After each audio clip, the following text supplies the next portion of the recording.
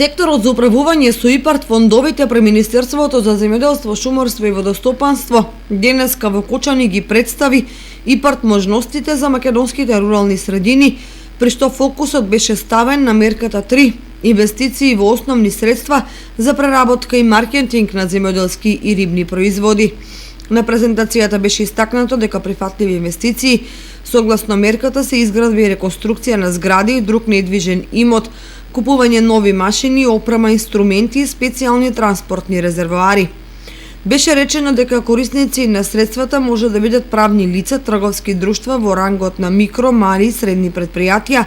до 250 вработени и годишен обрат до 50 милиони евра, и задруги кои се занимаваат со преработка на млеко и млечни производи, преработка на месо и месни производи, вклучувајќи јајца и живина, преработка на овоше и зеленчук, вклучувајќи компир, печурки и легуминозни култури,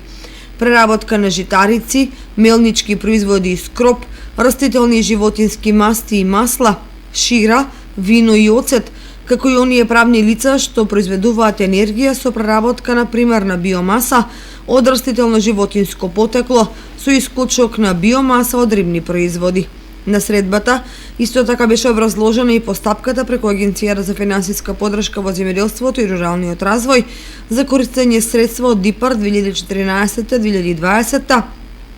за која во тек е јавен повик, а беа представени и примери за успешно реализирани проекти од претходни јавни повици.